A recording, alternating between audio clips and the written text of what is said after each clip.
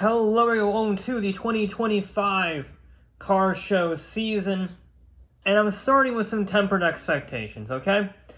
Last year was pretty much perfect. Between Goodwood and Eyes on Design and the whole shebang, there were so many incredible cars I never thought I'd see in my life. It is difficult to top that. However, with that in mind, I am starting off with something rather special. You see, I had no idea that this place existed, but we are going somewhere called the Roush Collection. And the Roush Collection is very special because it is essentially a 100-plus vehicle museum from the Jack Roush, founder of the Roush Tuning Shop and Racing Team. And it has all sorts of stuff from Ford tractors to motorbikes to a plane that had a particularly bad landing one day. I mean, it is an eclectic collection and a half. Oh, and there are a lot of cars. Just an insane variety. Which is why we're starting out with the literal Batmobile. Yes, it says a lot when, in my opinion, the least interesting car is the Adam West Batmobile, because this is a wild machine, and actually getting to see it up close without any barriers around it is fascinating. There's so many little details about it, like the Batman-branded fire extinguisher, or the Tesla steering wheel. Very ahead of its time, the Batmobile. Equally ahead of its time, this electric car from 1913. In fact, it's so old, it has a horseless carriage license plate instead of saying that it's a car. That's very old. And it's weird to see a car that still is fully functional and is over 100 years old. And there was a wide variety of these sort of things. This is a post-war 1954 Dodge V8 sedan. Not very common, only made it for 1 year. Now, the Ford staff car and one-ton truck are very common because of World War II production, but it is still neat to see. I did not expect to see those at a, racing collection. Now, equally green in an original 427 Cobra. When an original 427 Cobra is not in the top 10 for best cars in show, you're in for a good time. And this is sort of our main topic, Ford vehicles. There was a wide variety from the Mercury 404 to this Ford Model T Roadster. I mean, this is Roush, okay? You're going to work with Ford a lot. You're going to see a lot of Fords. Like the Ford F1 before the F100, or especially the F-150, was even in production. That was the great-grandfather of the F-150. Now this is a funky thing. It was a Valvoline promotional vehicle for the 9th Gen F-150, tuned by Roush, again for a promotional tie-in. Only one they ever made. So there you go. Now the Boss 429 Mustang, you don't see very much of these. These are very rare. Homologation specials for the 429 NASCAR engine. And it's great to see rare, often overlooked cars. So you got things like the Mustang Cobra from SVT, or the even rarer SVT Cobra R from 1995. The old one, the 1993, was just a Cobra, not the Cobra R. This is the full-blown 1 of 200 R. So, they only sold them 2 racing teams. It was a very limited run, and a introduction to the SN95 refresh. Now this is actually not a car, it's a clay model, which is nice to see all the different sculpting, because it was sculpted into eventually this one-off celebration of a World War II pilot, the old Crow Roush Stage 3 Mustang with an amazing livery. One of the coolest liveries and one of the coolest Mustangs I've ever seen, and it was auctioned off for a good cause, so cheers to that. Okay, but now let's talk about the race cars and the stuff we're really here for. This is a pace car for the 1982 Formula One Grand Prix.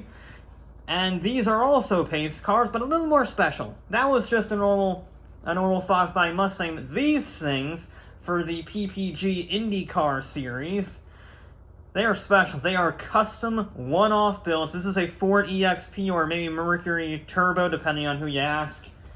This is surprisingly a Ford Thunderbird. It doesn't look like much of a Thunderbird because it's super aerodynamic, and it has a spoiler engraved into the back, and this is somehow a Mustang. apparently. It's one of the coolest Mustangs I've ever seen. And it's, again, a one-off concept just for this pace car job to demonstrate technology. So you see how streamlined it is with the mirrors recessed and the wheel covers. And although I never found a picture of it recessed, I am fairly confident the rear wing is supposed to be movable, based on the rubber around the stands and the recessed trunk lid. Very high-tech car. It doesn't look like a Mustang at all, and I think it actually looks really good. It looks very, I guess, a cleaner version of a RoboCop car. You know what I mean? No grime, no dirt, just very smooth, very futuristic. It's awesome. Now, this is a future car that never got built. This was supposed to be a Cunningham C7, but they only ended up making up this concept for the 2001 auto show, and that's as far as it went. I'm not a huge fan of it personally, but it's cool to see. Speaking of concepts that Ford never win anything with, this is a 25th anniversary Mustang. But Roush decided in order to make it more special, they would twin-turbo the 5.8-liter V8. And Ford said, yeah, that's too much money. Sorry, we're not doing that. So they just released some generic 25th anniversary, which is a shame because, wow, that would be a fast car. And yet, the craziest engine-swapped Mustang is this one. The SVT SVE Boss Mustang concept, which looks like a normal SN95 with some lettering on it, until you see the 10-liter V8. What? 10 liters of displacement. That is 1.6 liters more than the Viper. That is a stupid displacement number. They only built one. It was sort of like a drag racing concept that never went anywhere. But my god, over 750 horsepower from a naturally aspirated V8, 100 horsepower more than the McLaren F1 of the time. That's special. Also special, the test mule for the Ford GT that has its, well, rudimentary bumpers and a little bit of fire damage. You can tell it was definitely a test mule to the nth degree. And I like seeing that. I like seeing cars that, you know, you can see the progress made from concept to development. Sadly, this was never fully developed. This is the Ford GN34, and it was supposed to be their first mid-engine car since the RS200, using a Ford Taurus Show V6 mounted in the middle. It looks sort of like a Fiero rival, I would say, based on the performance. But they never did anything with it. It's such a shame. Then there's this mid-engine Ford. Yes, this is actually a Ford, believe it or not. The Ford Indigo concept doesn't look like a Ford, doesn't sound like a Ford, because it's a 5.9-liter naturally aspirated in-house built V12. Why didn't Ford use this for any of their cars? This is a proof of concept carbon fiber all aluminum masterpiece. It never should have been built because, my god, this would not pass any safety standards, but just trickling it down into something would have been awesome. As it stands, it's just a very cool concept car. But, okay, Roush make race cars. So let's talk about race cars. Now, if you want to race, you probably want to go to Bob Bondurant's school and drive one of these things, because racing is exceptionally difficult, and a Fox Body Mustang from Bob Bondurant's famous racing school is a pretty easy way to learn. And there are many race cars, from solar racers from U of M to a hydrogen fuel cell powered Bonneville speedrunning Fusion that did over 200 miles an hour with hydrogen fuel alone. This is why I liked this collection so much, because it was such a diverse collection of race cars, vehicles that I never thought he would have a Ford Thunderbird Bonneville speedrunning car, but he did, and it's lovely to see that type of variety. Like, I didn't expect to see a convertible dragster. That would not be my first choice, given the chassis flex from the torque and, you know, the lack of stability with a convertible car, but apparently it worked out. They had a very successful drag racing program, including this propane-powered Mustang drag racer that could do, I think, 8s in the quarter mile on propane power. Very interesting. I did not think that was even possible. But Roush is one of the most successful NASCAR teams of all time, which is their main, they have like 40 NASCARs. And to be honest, I don't know anything about NASCAR. I know rubbing is racing, and I know a lot of these vehicles were later held together by tape and dreams.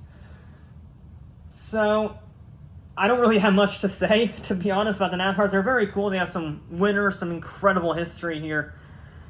And that is the most fascinating thing, in my opinion, as an outsider of the NASCAR world, is seeing the evolution of Ford, specifically, Ford NASCARs from 1989 all the way to 2022, going from the early Thunderbirds to the Taurus, to the Fusion, to the later generation Fusions, to the Mustang that we have now. It is a fascinating evolution going year by year, generation change by generation change, as things get safer, flaps get added, wings get added, and then taken off. And these are not just random NASCARs, these are winners. These are Daytona 500 winners like you see here. They're not just some random collection of cars. This is a very successful racing team with very successful cars. So, although I don't like NASCAR very much, I have to appreciate the evolution and the success that has been had. It is a fascinating learning process, is what I gathered most out of it. But now let's talk about my favorite thing, IMSA. Because they used to run IMSA in the 1980s with all sorts of Mustangs from 1983 to the mid-1990s. And yes, they do look quite similar, but there are some differences. You know, some of them have 2 side pipe exhausts or a massive rear wing, depending on the class they were in, GTO versus GTU. And this one in particular was very special because it was driven by Paul Newman, the Academy Award-winning actor, to 3rd overall and 1st in class at the 1995 24 Hours of Daytona. 3rd overall in a GT car. That is an incredible result for a 70-year-old. And that is just one incredible result because Roush has been very successful. This Mercury Cougar IMSA GTO car dominated its championship. I mean, it can't now because it's missing wheels, but it was a force to be reckoned with in the 1980s. And in 1988, the Mercury XR4 Ti was another tour de force in the IMSA GTO championship. And one of the most important cars in all of IMSA because, as you can see, it's based on the Mercury XR4 Ti, which is essentially just an American Sierra RS Cosworth. And by launching this car in 1986 before the touring car madness of the late 80s, they were able to use the lessons learned from this car and apply them to the RS Cosworth in touring cars around the world, which helped make it one of the most dominant touring cars of all time, partially in thanks to this incredibly successful IMSA vehicle. That makes it my favorite car in show, easily. But it wasn't just GTO class that Mustangs raced in. Believe it or not, these Mustangs, air quotes, were in the overall prototype GTP class. What? The Mustang GTP, the first one was front-engined, the second one was mid-engined, and amazingly, they were upper midfielders. They got wins, they got some podiums. Not many. They didn't really make a dent on the Jaguars and the Porsches, but they were there once in a while, and that's an incredible achievement for, you know, a Mustang, air quotes, especially a front-engine prototype. When was the last time a prototype that was front-engine was successful? Clearly they wanted to change it because they basically just built we have a Porsche 962 at home, Porsche 962, but yeah, I didn't even know these cars existed until I started doing research for this event. And it's incredible to see these oddballs of history.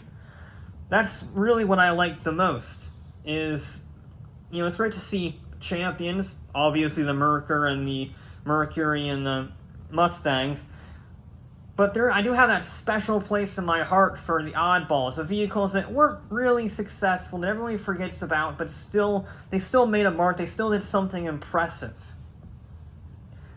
I didn't expect for this collection to be a video in itself, to be honest. I thought, because it was mostly NASCARs and Roush Mustangs, that it would be an additional video, spliced in with the first Cars and Coffee in April.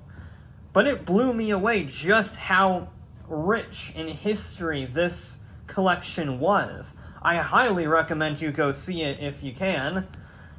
And if this is the start of the year, we are off truly at the races.